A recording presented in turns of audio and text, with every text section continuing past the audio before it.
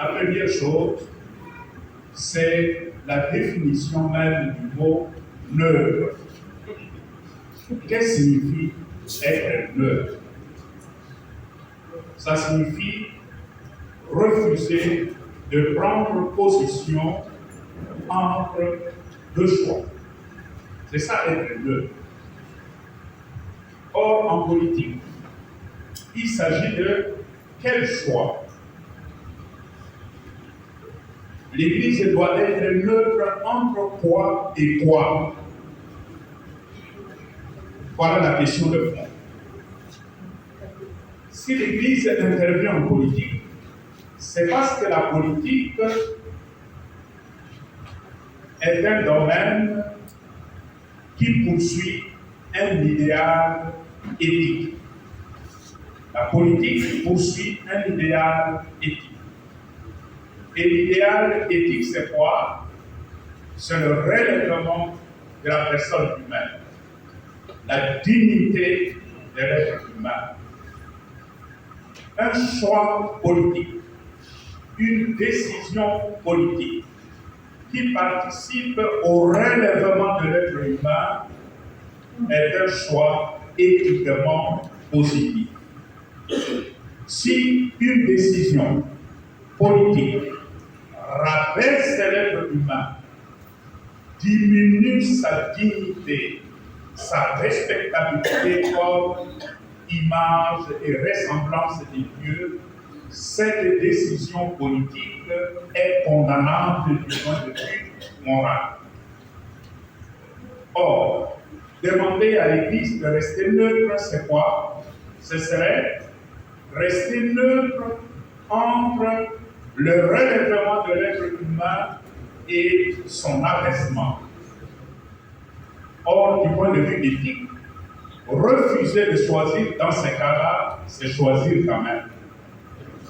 Celui qui refuse de choisir, choisit quand même, mais il choisit de la manière la plus irresponsable que ce soit. En politique, il ne faut jamais refuser de choisir. Et au-delà de la politique, je dirais dans le domaine social. Dans le domaine social, le refus de choisir, c'est choisir quand même de la manière la plus irresponsable. Il faut choisir. Et parfois, vous avez à choisir entre deux mots. L'attitude responsable dans ces cas-là, c'est quoi? Choisir le mal moindre. Choisir le mal moindre. Et là, ça s'impose au politique. Donc, l'Église ne peut jamais rester neutre là où la dignité de l'être humain est en jeu. Nous savons que très souvent, les politiciens, moi je suis dans les pays où il y a beaucoup de chrétiens, ils aiment beaucoup citer l'évangile où Jésus demande, Jésus dit, il faut rendre à César ce qui est à César et à Dieu ce qui est à Dieu. Ils ont une théologie propre à eux, les politiciens. Ils ont leur théologie. Quand ils font référence à ces textes, ils citent seulement la première partie. Il faut rendre à César ce qui est à César. Mais ils oublient la deuxième partie. Il faut rendre à Dieu ce qui est à Dieu. Mais toute la question, qu'est-ce qu'on doit rendre à Dieu? C'est quoi? C'est l'être humain, c'est sa dignité. En d'autres termes, le pouvoir politique relève des dieux. Même César relève des dieux.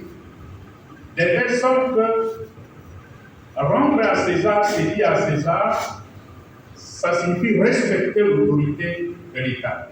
Et l'Église doit respecter l'autorité de l'État. L'Église catholique n'est pas une église des anarchistes. D'ailleurs, nous sommes une organisation très disciplinée dans l'Église catholique.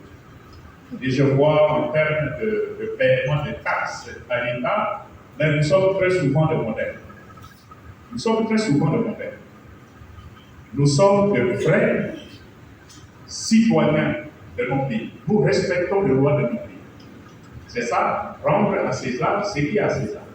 Mais à Dieu, ce qui est à Dieu, c'est la dignité de la personne humaine. Seul l'être humain est créé à l'image de Dieu. Et c'est à Dieu qu'on doit rendre son semblable, quel être humain. Et même celui qui est au pouvoir, mais il aura à rendre compte à Dieu, parce qu'il est créé à l'image de Dieu. À la fin, il le fait. Donc, ces discours où on dit que l'Église doit rester neutre, ça ne correspond même pas à l'action de Jésus à Nazareth. Jésus, c'est celui qui prenait de position sur des questions éthiques où il voyait que l'être humain était diminué. Vous vous souviendrez de son discours, là où il parle. Vous avez entendu. Il vous a été dit ceci, mais moi Jésus, je vous dis autre chose. Il traite même les pharisiens de hypocrites. Vous, hypocrites, pharisiens, scribes et pharisiens. Donc Jésus n'était pas neutre. Là où la dignité de la personne était bafouée, Jésus prenait position.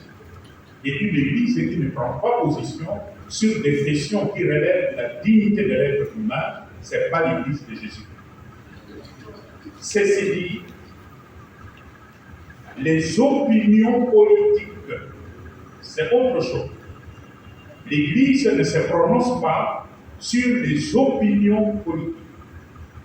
Et l'exemple avec le caucus de nos politiciens au Congo, mais ils viennent de tous les partis politiques.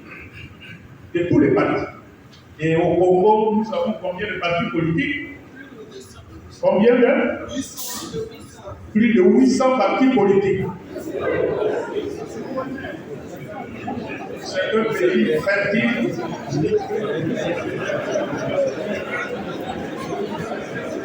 Il pleut toute l'année et les partis politiques se multiplient comme des champignons.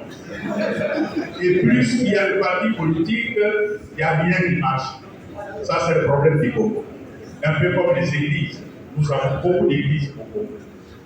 Donc, face à une situation pareille, l'Église prend position sur le principe, sur la dignité de l'être humain. L'Église ne prend pas parti en termes d'options politiques, partis politiques. Et à cause de ça, l'Église ne peut pas se mettre derrière un parti politique. Parce qu'un parti politique reflète toujours une opinion. C'est une opinion. Il y a plusieurs opinions en politique. Si l'Église se met derrière une opinion, et ces gens-là arrivent au pouvoir, et demain ils deviennent des dictateurs qui maltraitent le peuple, mais l'Église sera condamnée au même titre que les dictateurs. Le rôle de l'Église, c'est quoi? Accompagner, donner des conseils. Mais un élément très important, l'Église est mater et magistère. L'Église, son rôle, c'est mater et magistrat. Elle est éducatrice, elle est formatrice. Le premier rôle de l'Église n'est pas de lever une option politique en faveur d'un parti politique. Le rôle de l'Église, c'est de former la conscience des fidèles pour mieux comprendre où se trouvent leurs intérêts supérieurs et voter avec une conscience éclairée, une conscience formée. En fait, c'est le travail que nous faisons. L'Église ne désignera jamais un candidat pour la présidence. Mais si le fidèle, si le peuple écoute ce que dit l'Église, le peuple comprendra tout de suite, nous devons donner notre voix à celui-ci, à celle-là, et pas à celle-ci ou celle-là.